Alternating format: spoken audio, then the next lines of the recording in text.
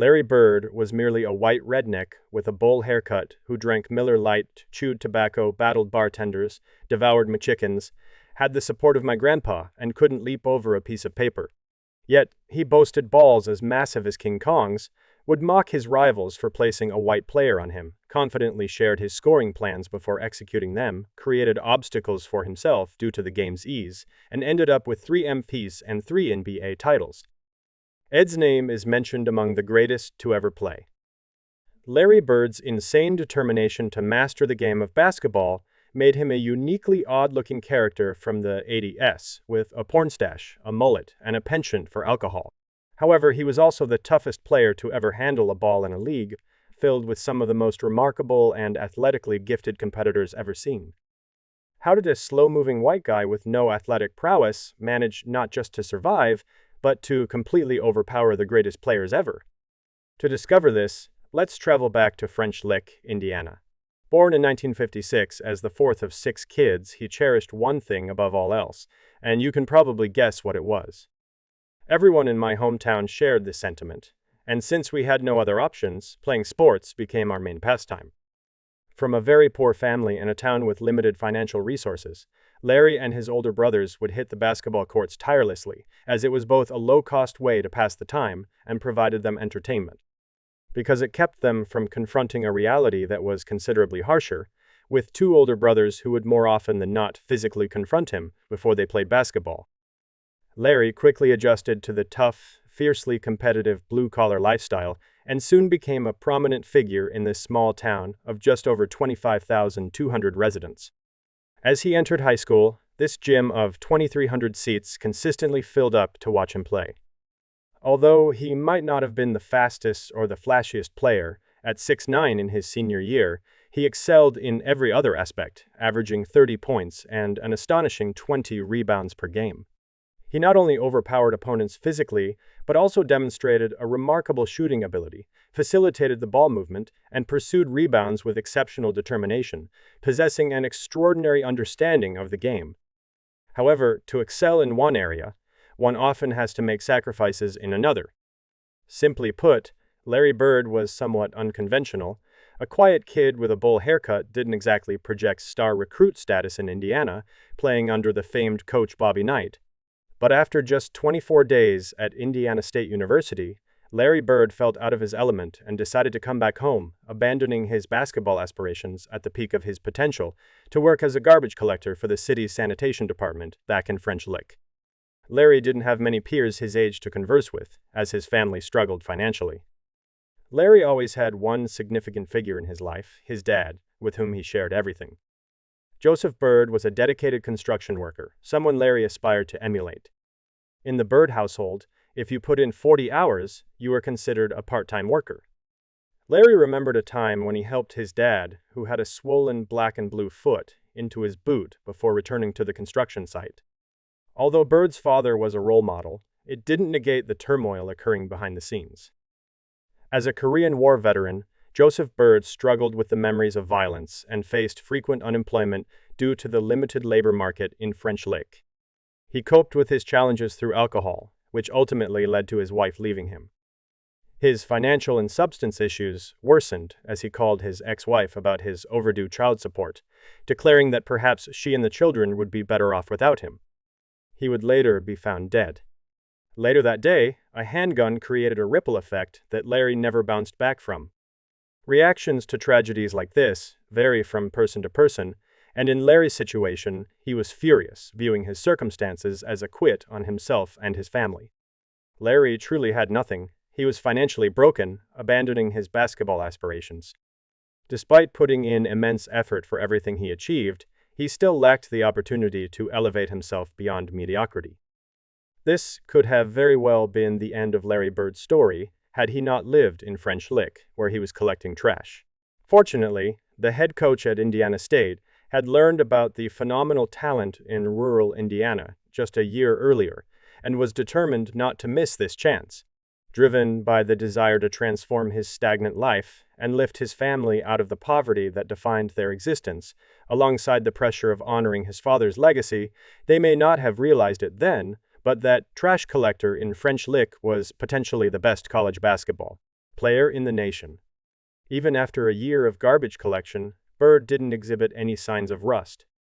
Due to NCAA regulations requiring Larry to sit out, he practiced with the bench players during his freshman year, consistently showing up like Jimmy Butler, dominating the starters with a group of underdogs. It shocked everyone, except those who had previously witnessed his talent, that as he entered his sophomore year, he became one of the top players in the NCAA, averaging 32 points per game, without even a three-point line, a remarkable shooter in history.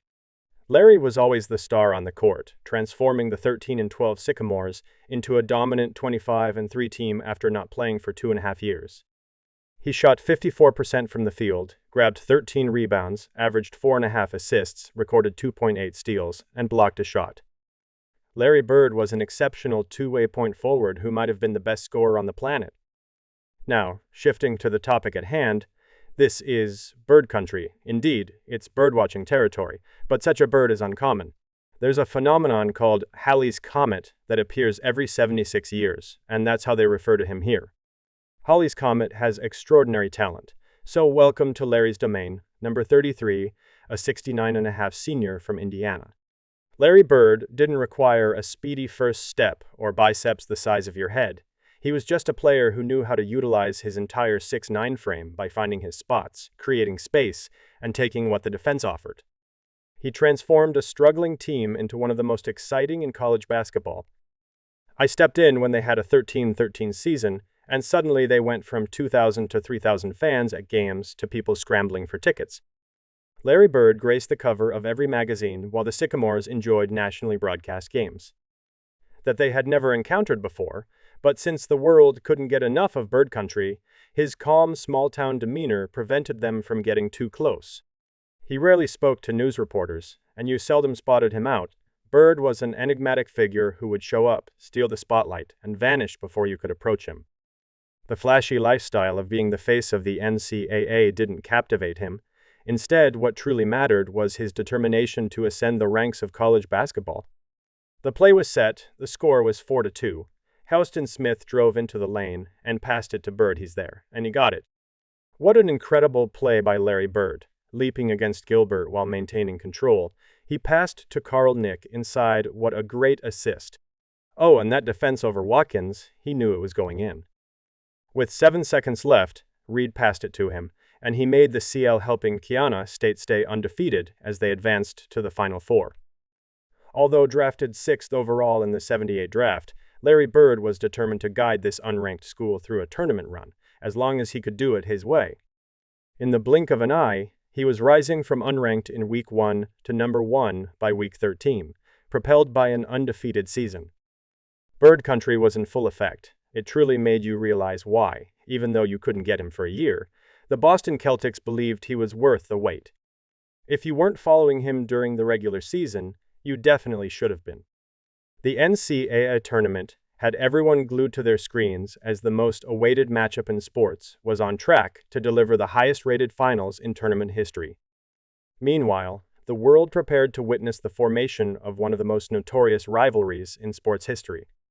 Magic Johnson and Larry Bird were poised to define basketball in their time, with college basketball's grandest stage set to launch the showdown between the Player of the Year and the incoming first overall pick, resembling an epic movie. Bird had proven himself not just as one of the top college players, but as one of the greatest in the history of college basketball, leading a mid-major team to the top, an extraordinary feat. With stats of 28 points, 12 rebounds, and 5.5 assists, Bird showcased an incredible performance. However, Magic was close behind, regarded as the finest draft prospect due to his remarkable length, playmaking ability, and leadership skills. This massive matchup swiftly captured global attention, and fans truly got their money's worth. Here's the outstanding player for Reed. Indiana State takes it. Magic Johnson has the ball, and he's fouled. Watch Earvin Magic Johnson from 15 feet loves that shot. Players are struggling with perimeter shooting, but what a remarkable play. He saves it. It was nearly an alley-oop pass trying to dish it to Kelson. Standing Obas, Magic Johnson with a 4-point play. Michigan State holds an 11-point lead. Initially, he fell short, but this was an epic rivalry. Oh, there's a pass, and it's finished. Michigan State University, national champions, 1,979. While many were disappointed to see Bird lose, just as many were thrilled to watch Magic claim victory. This rivalry packed arenas at the collegiate level, and with the perfect narrative of Magic, Johnson being selected first overall by the Los Angeles Lakers, it revived the greatest rivalry in sports when the NBA was desperately in need of excitement. The fallout from the notorious Wilt Chamberlain-Bill Russell rivalry led to a decade of dwindling attendance and television ratings. The NBA sought a face to transform the league, and they were fortunate to have two emerge simultaneously. Upon entering the NBA, Larry Bird quickly proved himself as one of the league's top players despite some teammates resisting a white kid stealing their spotlight. That white kid propelled the 29-53 Celtics to achieve the largest single-season turnaround in NBA history. I thought, he looks slow, can't shoot well, not very strong, this should be an easy basket, but then, bam, he sinks a jumper. I questioned if it was a fluke, but then he hit another jump shot. I realized, okay, I'm going to guard him closely and prove my point from 20 feet out bam, then 25 feet bam. My thoughts changed to, wow, this white guy can really play.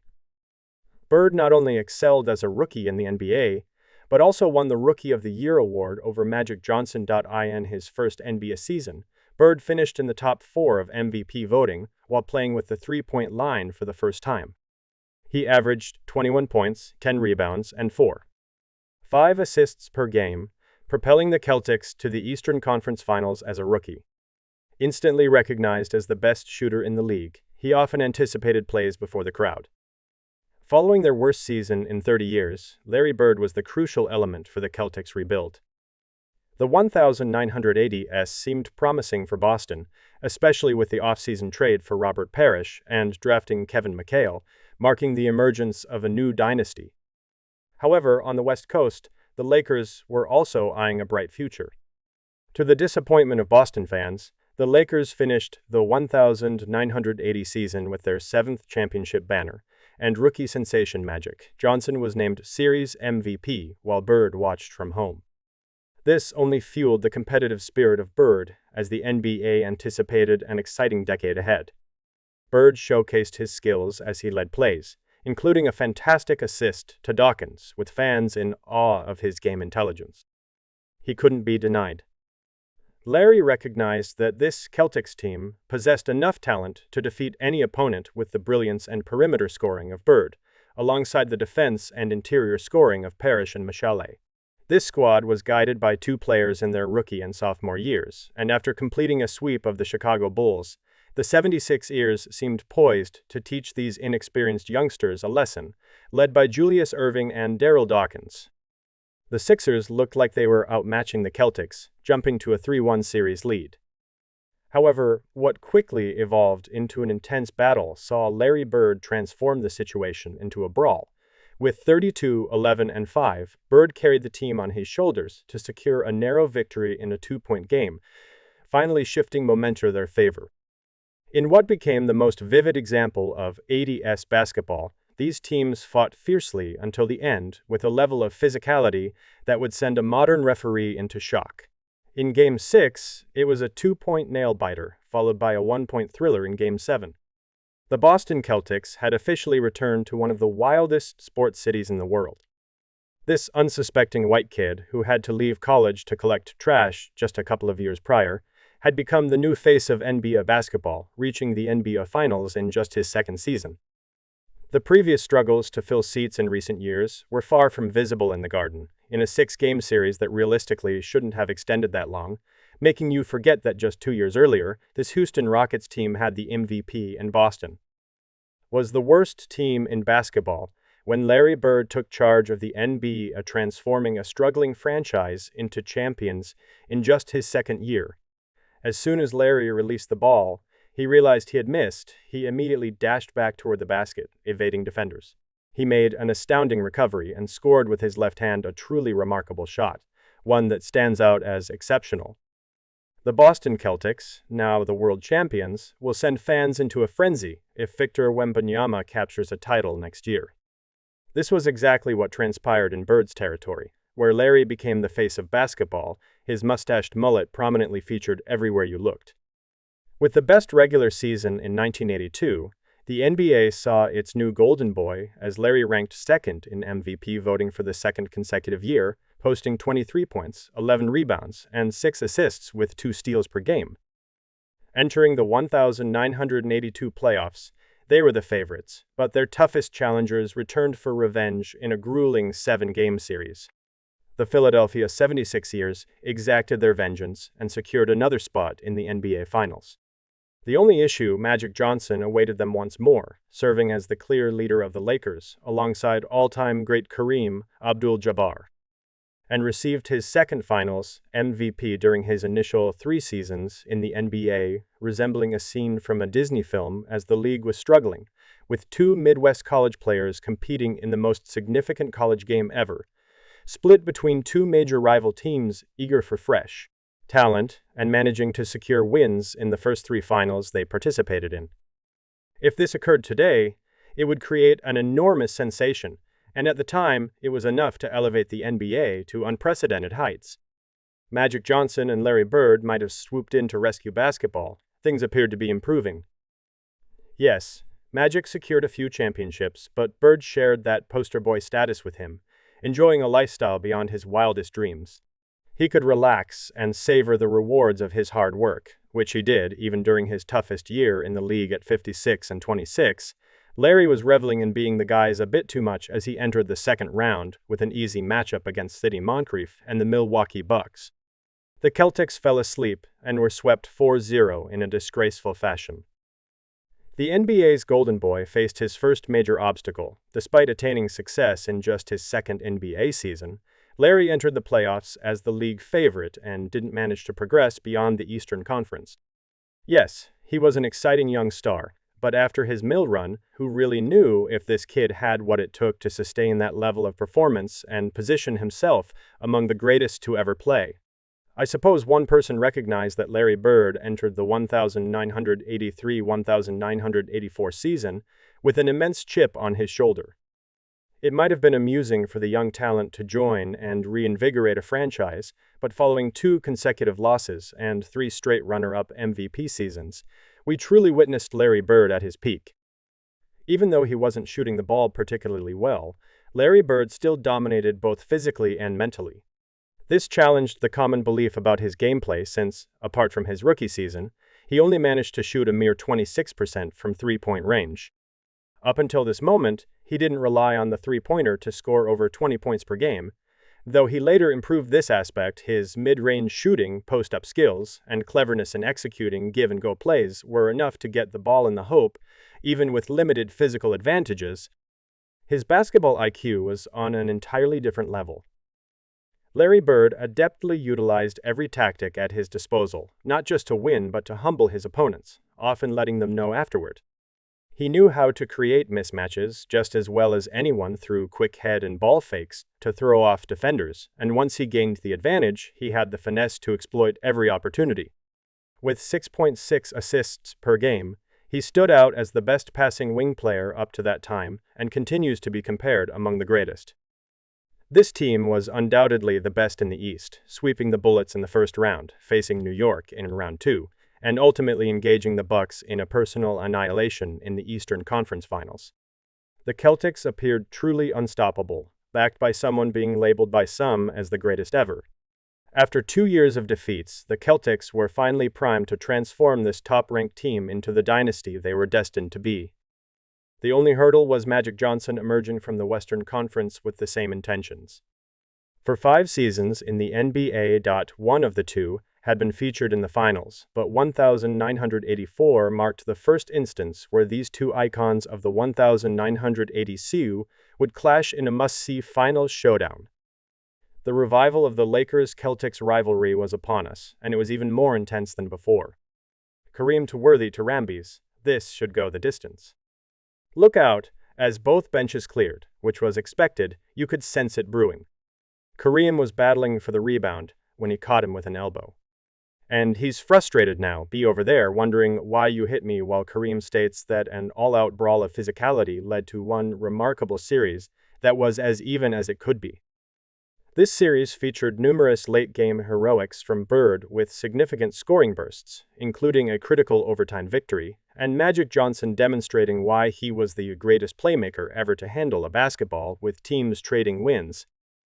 This contest became brutal, with physicality through the roof compounded by the challenge of playing in the Boston Garden without air conditioning during Games 5 and 7. If you're an enthusiast of ADS basketball mischief, you've likely revisited this series more times than any other, as BL with 27 points and 14 rebounds did everything he could to secure this series. When facing Game 7 in a 100 sauna against Magic, Kareem, and Worthy, it's tough to feel at ease despite the situation, especially following an intense final quarter at the Staples Center the previous night. As Game 7 approached, it could have gone either way in a match that could transform the NBA's landscape. Regardless of the heat in the packed arena, they allowed even more fans in, and despite a rough shooting performance from Bird, the heroics of Cedric Maxwell and Larry's contributions in various aspects kept the Celtics ahead late in the game. With a surge of fans crowding the court, Bird's free throws sealed the deal for the Celtics' 15th NBA championship in history. This one truly had to feel satisfying, with Bird as a two-time champion and EFEP at 27. Already placing himself among the all-time greats, he matched Magic with 2 titles while dismissing him as third, which surely fueled his competitive spirit more than anything else as fans rushed the court to honor number 15. Bird was undoubtedly the top player in Boston, and Larry was clearly the most significant star basketball had seen up to this moment. As more eyes focused on you and the spotlight grew stronger, you either thrived or faltered. But for Larry Bird, it was as if he could walk on water. As he couldn't ascend any higher, Bird entered the following season as an even larger star. He might have been enjoying a few Millers during the offseason, yet this guy didn't forget his routine of shooting 1,000 shots daily. Larry emerged, boosting his average to nearly 29 points per game with even greater efficiency, achieving a near 50-40-90 season without any decline in his passing or rebounding stats.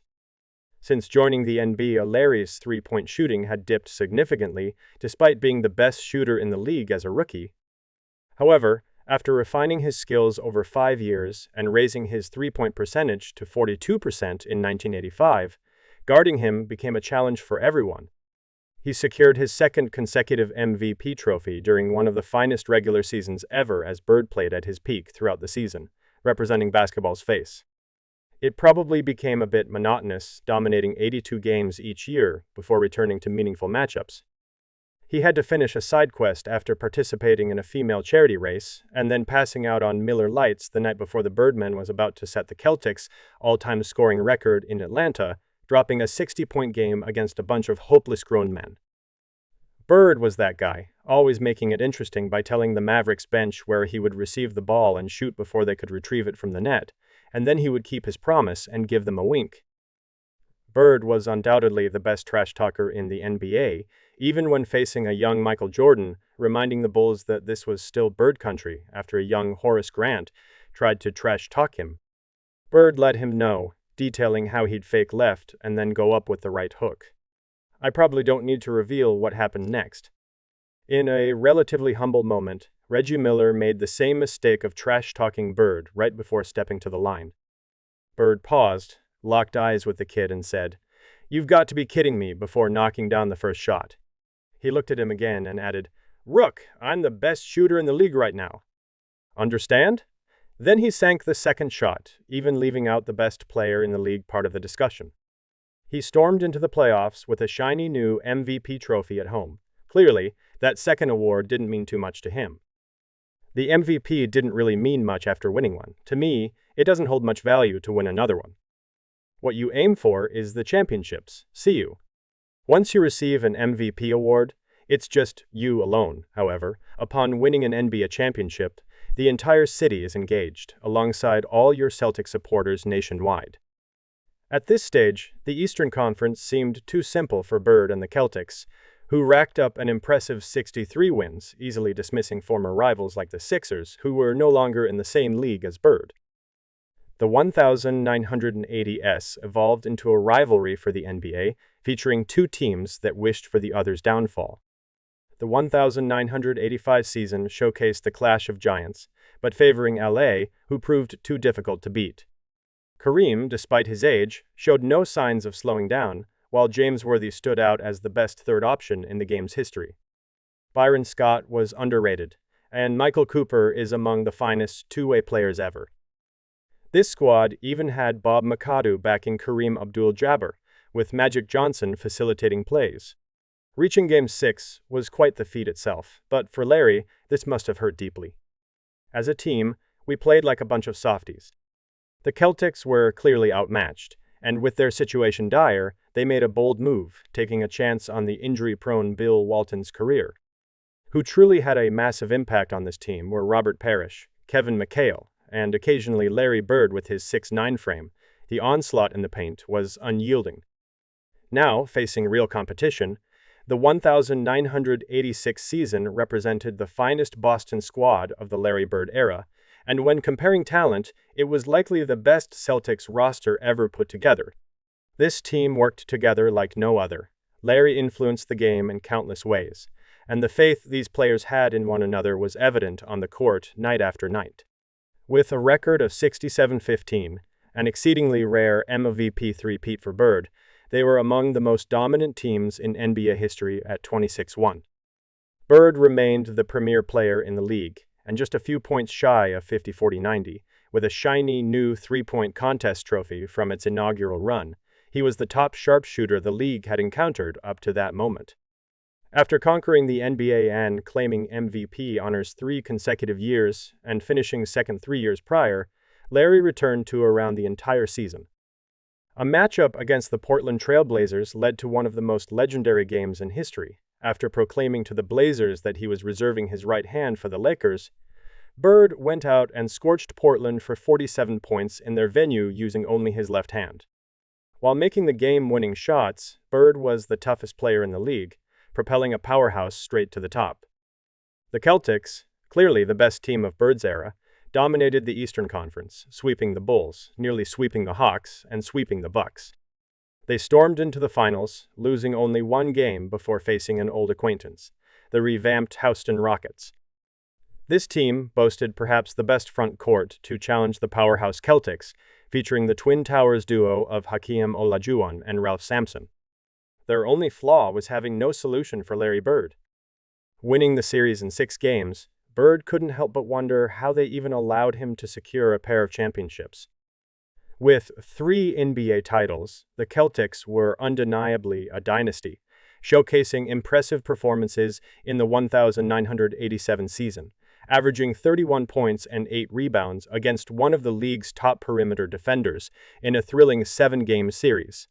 In another memorable matchup against the notorious Bad Boys Pistons, Bird faced a tough challenge as they made it incredibly difficult in a series marked by intense physicality, highlighted by critical mistakes from Detroit.I in the late game.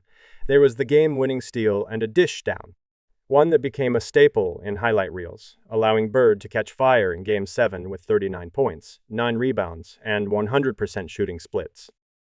The Celtics secured their spot in the 4th consecutive NBA Finals and the 5th of Larry Bird's illustrious career. However, battling through back-to-back Game 7s took a toll on this team, which faced injuries among the supporting cast and the toughest matchup in basketball, the Lakers. Austin was already out before the series began. At this point, it was evident that the team the world was captivated by was nearing the end of their NBA dominance. Even as Bird celebrated his 31st birthday, he was achieving unprecedented heights, posting 39 points and 6 assists in the 50-40-90 club. Larry was paving the way for volume shooters like never before, but he was also transforming the sports landscape. 2 underprivileged kids, seen in various ads, demonstrated that even for ordinary individuals, if you desire it intensely enough, there's a spot for you among the elite. That was Bird's reality. While he may not have been the league's most gifted player, he put in the effort to ensure excellence at every opportunity. This was most clear during the 1988 three-point contest, where, seeking his 3rd win in 3 years, Larry walked into the locker room and asked who would come in second before heading out to clinch his 3rd consecutive trophy, without even removing his jacket. Winning simply isn't sufficient for some individuals. Bird embodied that sentiment. The Celtics would embark on another playoff journey, aiming for a deep run. But after enduring another 7-game series, the physical strain and pain from battling the bad boys Pistons proved overwhelming. Larry Bird was many things throughout his career. He was the league's top shooter for a period, the best player overall, an unmatched trash talker, and someone who always lived up to his words. Most importantly, he put in more effort than anyone else in the league. During games and practices, Bird consistently sacrificed his body to enhance his team's chances of victory, regardless of the game's significance. While it might seem unexpected for the top offensive player to behave this way, Bird often demanded the ball during crucial moments. It wasn't merely due to his unparalleled talent or impressive step-back moves. He took those last shots because he had attempted twice as many as any other player on the roster. His decision to prioritize his career over his health ultimately elevated him to basketball legend status, but it also became the reason he fell from grace as ongoing back issues began, from shoveling gravel in his mother's driveway to save cost. Tragically, Bird's health deteriorated, allowing him to participate in only 6 games during the 1988 season. A back injury might have been the sole reason to take down Larry Bird, who, despite a lack of reliance on natural athleticism, was a clever jump shooter. It was disheartening and oddly fitting to see him bow out like most everyday workers. Yet, even while confronting unbearable pain, Bird remained a top 10 basketball player at 33, averaging 24 points a game in 75 grueling contests, giving his all to guide his aging team into the playoffs. Unfortunately, Bird left too much on the court, missing the first round due to injuries, and without their star, the Celtics were ineffective, facing a 3-0 sweep and enduring 2 early exits in subsequent years. His back issues officially sidelined the Birdman, leading to his retirement from the NBA after 13 memorable seasons, leaving behind a legacy with career averages of 24 points, 10 rebounds, and 6 assists on nearly 54% shooting. Larry Bird undeniably crafted one of the most brilliant careers in sports history, collecting MVP honors that solidified him as an elite individual talent. His Finals MVP awards reinforced his legacy with one of sports' most storied franchises, along with all-star selections every year he played, and even 3 three-point shooting trophies, marking him as the pioneer of the shot that transformed basketball.